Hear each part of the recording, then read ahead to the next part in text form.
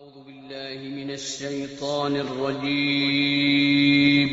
پناہ مانگتا ہوں میں اللہ کی شیطان مردود سے۔ بسم الله الرحمن الرحيم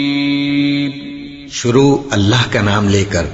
جو بڑا مہربان نہایت رحم والا ہے۔ أعوذ بالله من الشيطان الرجيم بسم الله الرحمن الرحيم وجاوزنا ببني إسرائيل البحر فاتوا على قوم يعكفون على أصنام لهم قالوا يا موسى اجعل لنا إلها كما لهم آلهة قال إنكم قوم تجهلون إن هؤلاء متبر ما هم فيه وباطل ما كانوا يعملون قال غير الله أبغيكم إلها وهو فضلكم على العالمين وإذ أنجيناكم من آل فرعون يسومونكم سوء العذاب يقتلون أبناءكم ويستحيون نساءكم وفي ذلكم بلاء من ربكم عظيم وجاوزنا اور ہم نے پار کر دیا ببنی اسرائیل البحر بنی اسرائیل کو دریا سے فاتو پھر وہ آئے علی قوم ایک ایسی قوم پر یعکفون جو جھکے ہوئے تھے علی اصنام لہم اپنے بتوں پر قالو کہنے لگے یا موسیٰ موسیٰ اجعل لنا آلہہ بنا ہمارے لیے بھی کوئی معبود کما لہم آلہہ جیسے ان کا الہ ہے قال آپ نے فرمایا انکم بے شک تم قوم تجہلون نادان قوم ہو ان ہؤلاء متبر بے شک یہ لوگ تو ہلاک کر دیے جانے والے ہیں ما ہم فیہ اس چیز سمیت جو جس میں یہ مبتلا ہیں وباطل اور برباد ہو جانے والی ہے ما کانوا یعملون وہ چیز جو وہ عمل کر رہے ہیں قال غیر اللہ آپ نے فرمایا کیا اللہ کے غیر کو ابغیکم الہا میں تلاش کروں تمہارے لیے الہ وَهُوَ فَضَّلَكُمْ جبکہ اللہ نے تو تمہیں فضیلت دی بزرگی دی علی العالمین جہاں کے لوگوں پر وَإِذْ أَنْجَيْنَاكُمْ اور یاد کرو جب ہم نے تمہیں نجات دی من آل فرعون فرعونیوں سے یسومونکم جو تمہیں چکھاتے تھے سوء العذاب بدترین عذاب اور وہ کیا تھا یقتلون ابناکم مار ڈالتے تھے تمہارے لڑکوں کو ویستحیون اور زندہ چھوڑ دیتے تھے نساءکم تمہاری لڑکیوں کو وفی ذالکم اور اس میں بلاء من ربکم ایک آزمائش تھی تمہارے رب کی طرف سے عظیم بڑی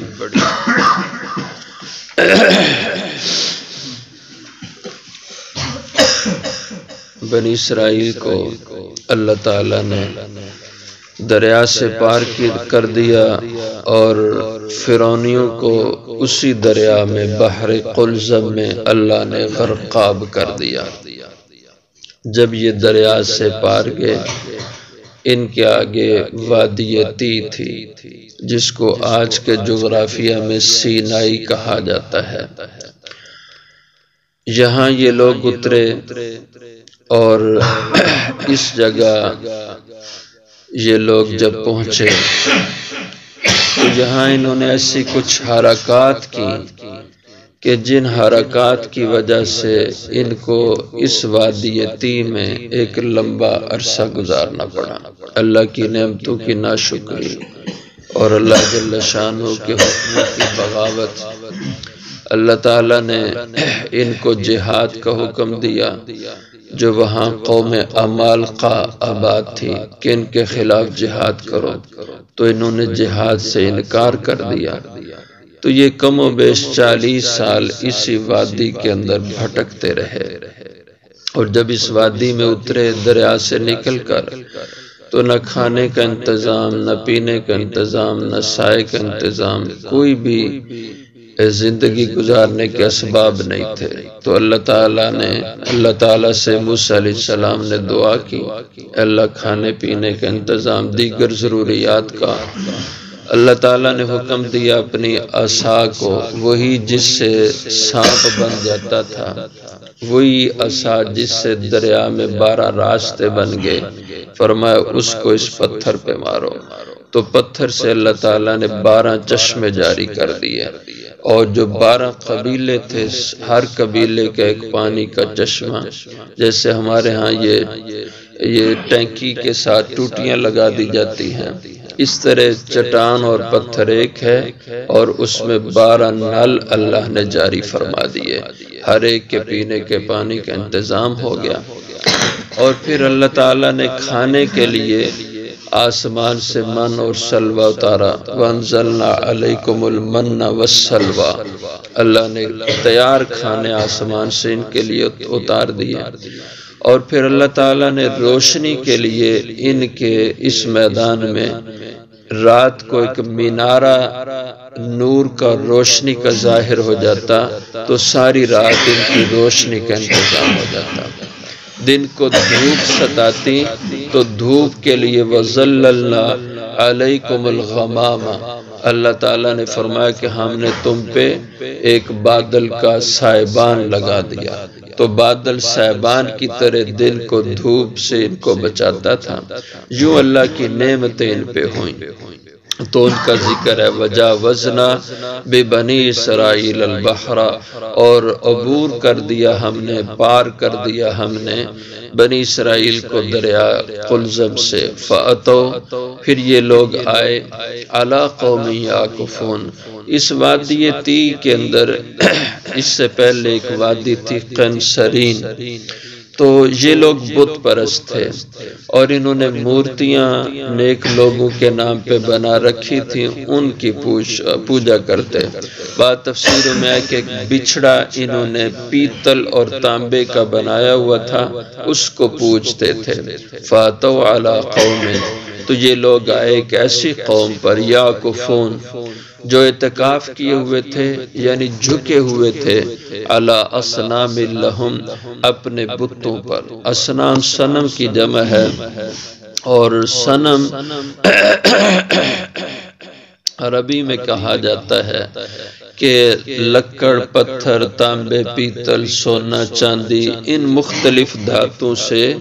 انسان کی شکل ڈھالنا اور اس کی پوجا کرنا۔ تو ایسی چیز کو جو ان مختلف چیزوں سے انسانی شکل میں ڈھال لی جائے، ان چیزوں پہ انسانی شکل نقش و نگار اس کا کیا جائے اور پھر اس کو پوجا جائے، تو یہ صنم ہوتا ہے۔ اور وثن بھی کہا گیا ہے اس کو، وثن بھی اسی کا نام ہے۔ اور یہ بات تو طے شدہ ہے، دنیا میں آج تک جتنے لوگوں نے شرک کیا ہے اور پوجا کی ہے بتوں کی، پتھر پہ مورتیاں بنا کے، لکڑ پہ مورتیاں بنا کے، طرح طرح کی دھاتوں سے مورتیاں بنا کے، تو وہ مورتیاں لوگوں نے ان دھاتوں کو نہیں پوجا، بلکہ وہ لوگ ان شکلوں اور تصویروں کو پوجتے تھے۔ اور ظاہر ہے بڑے بڑے پتھر لیتے تھے، مثلا ایک من کا لکڑ کا پیس لیتے تھے، اس کو تراشتے تراشتے تراشتے تراشتے، جب وہ 5 یا 8 کلو کا وزن اس کا رہ جاتا، تب جا کے اس پہ مورتی تیار ہوتی تھی۔ اب اگر لکڑ کو پوجنا تھا تو من کا پیس سامنے رکھ کے اس کو پوجنے لگ جاتے ہیں۔ ایک پتھر پورے کا پورا جو منو وزن رکھتا ہے اسی کو پوجنے لگ جاتے ہیں، لیکن نہیں، وہ پتھر کو تراشتے تراشتے تراشتے چھوٹا سا پیس رہ جاتا، جس پہ آخر آ کر ایک انسان کی شکل منقش ہو جاتی تھی۔ اسی طرح لکڑ پھر جا کے اس کو پوجنے لگتے تھے، ورنہ اس عالم اور بڑے وہ حصے کو نہیں پوجتے تھے کہ کوئی اپنے سامنے پتھر رکھ کے اس کو پوجنے لگ جائے، لکڑ کا بڑا پیس رکھ کے اس کو پوجنے، کبھی کسی مشرک نے ایسے نہیں پوجا تھا، بلکہ اس پہ جب انسانی تصویر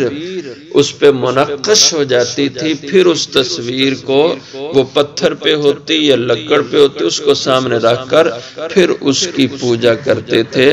تو اس سے معلوم ہوا کہ وہ شخصیات کو پوجتے تھے، محض لکڑ پتھر سونے چاندی پیتل تانبے کو نہیں پوجتے تھے۔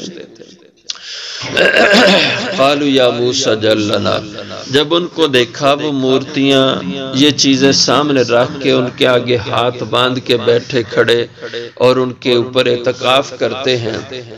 ان کے مجاور بن کے رہ رہے ہیں۔ یہ مجاورت اسی عمل سے جو اعتکاف کا عمل تھا اسی سے نکلی۔ جیسے کوئی شخص رمضان میں یا ویسے کسی دن میں اعتکاف کرتا ہے تو اعتکاف کا مطلب ہوتا ہے دنیا کو چھوڑ چھاڑ کر سب سے یکسو ہو کر اللہ کی ذات کے ساتھ لگ جاتا ہے، اپنے کو الگ تھلگ کر کے اللہ کے لیے خالص کر دیتا ہے۔ تو اس طرح کچھ لوگ ساری دنیا سے الگ تھلگ ہو کر ان عبادت خانوں میں اور ان آستانوں میں اپنے آپ کو بالکل وقف کر دیتے تھے، بس وہ یہیں کے ہو کے رہ جاتے تھے۔ آج کل ہماری اصطلاح میں اس کو مجاور کہا جاتا ہے کہ مجاورین دنیا سے الگ تھلگ ہو کے قبروں کے ہو کے رہ جاتے ہیں۔ یہ تھا یعکفون علی اصنام لہم، ان اپنے معبودوں پہ جھکے رہتے۔ قالوا یا موسیٰ اجعل لنا، جب انہوں نے یہ دیکھا تو بنی اسرائیل میں جو کچے ایمان کے تھے انہوں نے کہنا شروع کر دیا، یا موسیٰ، اے موسیٰ اجعل لنا الہا، ہمارا بھی کوئی اسی طرح کا مشکل کشا بنا دے کہ دیکھ یہ لوگ کس طرح اپنی حاجتوں، اپنی ضرورتوں، مشکلات، پریشانیوں، بیماریوں میں آ کر ان کو پوچھتے ہیں، تو ہم بھی کوئی اپنا ایسا الہ بنا لیں جب ہمیں مشکل پیش آئے ہم اس الہ کے پاس، مشکل کشا کے پاس آ جایا کریں۔ ہمیں کوئی بیماری درپیش ہو تو ہم آ کے یہاں پہ ان کو سلام کہیں، وہ ہماری بیماری دور کر دیں۔ تو انسان فلسفہ کیا پیش کیا کہ اللہ کی ذات تو ہے، ہم اس پہ ایمان رکھتے ہیں، وہ ساری قدرتوں کی مالک ذات ہے، لیکن اگر کوئی چیز اللہ کی کوئی تجلی سامنے کسی چیز پہ پڑ رہی ہو اور وہ سامنے ہو تو پھر انسان کی دل جمی زیادہ ہوتی ہے، انسان کی توجہ زیادہ ہوتی ہے۔ اس لیے کوئی ایسا نقشہ کوئی معبود کا ہمارے سامنے آ جائے نا، ہم اس کے سامنے اپنی آرزو پیش کریں، درخواست پیش کریں تو اس سے زیادہ دل کو تسکین ہوگی، جیسے یہ لوگ کر رہے ہیں۔ اجعل لنا الہ، ہمارا بھی کوئی ایسا الہ مشکل کشا ہو جائے، حاجت روا ہو جائے، کما لہم آلہہ، جیسے اس قوم کا الہ مشکل کشا ہے۔ قال موسیٰ علیہ السلام نے فرمایا انکم قوم تجہلون، بے شک تم تو بڑے ہی نادان لوگ ہو۔ یہ بھی کوئی عقل کی بات ہے کہ اللہ کی ذات کو چھوڑ کر ان الہوں کے آگے جھکنا، یہ کوئی علم کی بات ہے؟ یہ تو سراسر جہالت اور نادانی ہے۔ اور فرمایا یہ جو تمہیں نظر آ رہا ہے نا بڑا اچھا نقشہ کہ دیکھو جی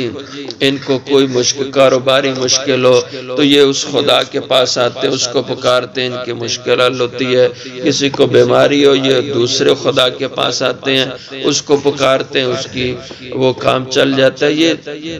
فرمایا یہ کوئی کامیابی نہیں ہے، تم دیکھو گے ان ہؤلاء متبر، بے شک یہ لوگ تباہ کر دیے جائیں گے، یہ ہلاک کر دیے جائیں گے، ما ہم فیہ، اس عمل سمیت جس میں یہ مبتلا ہیں شرک کے ساتھ، وباطل ما کانوا یعملون، اور بیکار اور برباد ہو جانے والا ہے ان کا جو کچھ یہ عمل شرک کر رہے ہیں، اس لیے اس کو کامیابی نہ سمجھو، یہ تو تباہی اور ہلاکت ہے۔ قال غیر اللہ ابغیکم الہا، تو فرمایا کہ عقل کی بات دیکھو، کیا اللہ کو چھوڑ کر اللہ کے غیر کو ابغیکم الہا، میں بناؤں تمہارا الہ؟ یہ کیسی نادانی کی بات ہے، جو ذات ساری قدرتوں کی مالک ہے اس کو چھوڑ کر جس کے پاس کوئی قدرت نہیں، جو خود بے بس ہے، اس کو الہ بنا، یہ کم عقلی کی انتہا ہے۔ وَهُوَ فَضَّلَكُمْ، اس رب کو دیکھو اس نے تمہیں بزرگی اور فضیلت دی، علی العالمین، دنیا دنیا جہاں کے لوگوں پر اس زمانے میں بنی اسرائیل ایک معزز قوم سمجھی جاتی تھی. کیوں کہ نبیوں کی اولاد تھی, یہ نبیوں کا خاندان تھا, اس لیے اس کو عزت اللہ نے دی تھی. وَإِذَا أَنْجَيْنَاكُمْ مِنْ آلِ فِرْعَوْنَ, اور فرمایا اس وقت ان اللہ کی نعمتوں کو یاد کرو جب ہم نے تمہیں نجات دی من آل فرعون, فرعونیوں سے, یسومونکم سوء العذاب, جو تمہیں پہنچاتے تھے چکھاتے تھے بدترین عذاب اور سزائیں دیتے تھے. غلام تمہیں انہوں نے بنا کے رکھا تھا, اپنے گھروں کے کام تم سے لیتے تھے, اور سب سے بڑھ کے جو اذیت تھی وہ یہ تھی کہ یقتلون ابناءکم, تمہارے لڑکے جو پیدا ہوتے بچے تھے ان کو قتل کر دیتے تھے. وَيَسْتَحْيُونَ نِسَاءَكُمْ, اور زندہ رہنے دیتے تھے تمہاری بچیوں کو, لڑکیوں کو, تاکہ وہ بڑی ہو کر تمہارے گھروں کے کام کریں, اور لڑکے قتل کر دیتے. پہلے بھی اس کا ذکر ہو چکا. فرعون کو نجومیوں نے کہا بنی اسرائیل میں ایک بچہ پیدا ہونے والا ہے جو تیرے تخت کو الٹ دے گا. اس خطرے سے فرعون نے بنی اسرائیلیوں کے پیدا ہونے والے بچوں کا قتل عام شروع کر دیا, اور ہزاروں اس نے بچے قتل کروا دیے. وَفِي ذَلِكُمْ بَلَاءٌ, اور اس عمل میں جو بچوں کا قتل تھا بلاء من ربکم, تمہارے لیے ایک بڑی آزمائش اور امتحان تھا, عظیم بڑا. اللہ نے اس سے تمہیں نکالا, اتنے بڑے انعامات کیے, اور تم اب اسی اللہ کو بھولے جا رہے ہو. آج بھی انسان دیکھے نا, اللہ کے کتنے انعامات انسان پہ ہوتے ہیں, لیکن جب شکریہ کا موقع آتا ہے تو انسان کی نگاہ کسی آستانے پہ ہوتی ہے کہ یہ فلاں نے مجھ پہ کرم کیا ہے, تو یہ شکرانے اور نذرانے لے کر کے آستانوں کے دھکے کھاتا ہے اور اللہ کو بھول جاتا ہے. تو فرمایا اللہ کے انعامات کو یاد کرو. تو جو اللہ اتنے انعام کرنے والا ہے اس کو چھوڑ کر غیر اللہ کو تم پکارتے ہو, اس کو اپنا مشکل کشا بناتے ہو, یہ بڑی نادانی کی بات ہے.